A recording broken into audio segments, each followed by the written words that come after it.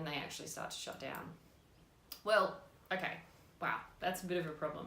So we've established this. So we're getting a bit of a grasp on the compensatory patterns here. But what we need to do is look back at these deep stabilizing muscles and tissues and look at what they're doing whilst the larger, less refined larger dorsal muscles are taking over. What's actually happening with these guys that, don't seem to be doing their job? Back when they said to the brain, hey, things aren't working properly, the big guys took over, and what are the little guys doing? Little bit important. Well, they've given up, basically. Generally, once the larger, less defined dorsal muscles take over, they get all dramatic and give up. Not only is this problematic, but the perspective of them recovering, but the actual ability for them to do their job, they lose. They lose their own strength, they lose their endurance capacity, and they lose their communication fitness incredibly quickly. They basically shut down. To further this sort of idea that they're very dramatic, studies have actually shown how dramatic they are. They've shown that the recovery and the recruitment of these deep stabilizing muscles is not immediate after a change in spinal pathology or functionality and a pain episode, even if the pain has resolved itself spontaneously. So if we've got a horse that's got a sore back, it's not functioning correctly, it's not engaging, it's not flexing, we rest the horse because it's occurred after a duration of intense exercise and fatigue has occurred, or a period of strain, and that pain has resolved. They don't even get back on the job. Even on the assessment of groups that have experienced this kind of a dysfunction, 4 weeks after the acute dysfunctional episode has occurred, after they've recovered from the pain response, and then again at 10 weeks, the results were pretty dismal. Very little had actually changed. Those deep stabilizing muscles and tissues had really not come back to do their job. It only takes 2 to 3 weeks after a change of spinal dynamics for these tissues to drastically reduce their activation and also recruitment, which is a real concern. When you think about the mechanics involved with our horses and how quickly things can go wrong and affect the mechanics of what we expect of them, saddle fit, strain, hoof change, balance change, new changes in exercise regime and expectations, things can change pretty quickly and also depreciate pretty quickly. Fortunately, Stubbs and colleagues, a great group of scientists, in 2011 did some studies on how we can actually start to fix this problem.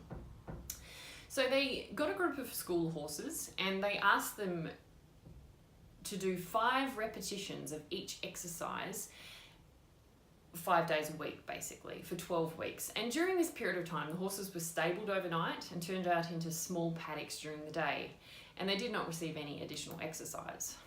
So, continuing their study, their statistical analysis showed that the muscular cross-sectional area of these deep stabilizing muscles increased significantly at the spinal level on each cross-section on both the left and right sides. Furthermore, there was actually significant reduction in asymmetry between the cross-sectional area of the left and the right multifidi, which is one of the main stabilizing muscles, at all 6 spinal levels. So this is huge. This is a great increase. So that's only 5 days a week of 5 repetitions of the specific exercises required. This study also showed that regular performance of the dynamic mobilization exercises for a further 12 weeks stimulated significant hypertrophy, which is increased in the actual size of the muscle in the multifidi groups in the horses that were basically in this study on the equivalent of bed rest. So it's really not doing much. So that's how powerful we can actually be in waking up these tissues. So after that, they went, all right, well, that's one group of horses in one group of activity. They then did a study on horses that performed non-ridden exercises, which were targeted. These exercises were targeted at complementing spinal rounding and utilization of the larger dorsal muscles, which we spoke about earlier, that may step in to fill in the role. As well as doing this, they performed the dynamic mobilization exercises that the previous group had done, but they only did it 3 times a week for 6 weeks.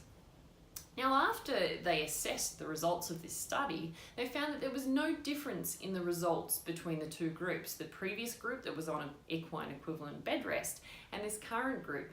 However, there was a huge increase in the longissimus dorsi circumference area at the level of the last two ribs, and found that it increased in the groups that actually performed the additional exercises. So complementing dynamic mobilization exercises with the horse's normal routine of exercise is really useful in developing both musculoskeletal groups. So I bet you're all thinking, particularly my clients that have had them prescribed to them before, wow, this is cool, but can we stop after 6 weeks then? Because it does take time to do these exercises. Unfortunately, no. The reason for this is because the pressures that we actually place on the horse's spine continually place these deep stabilizing muscles under pressure, which risks their capacity to work correctly, particularly when we're riding them.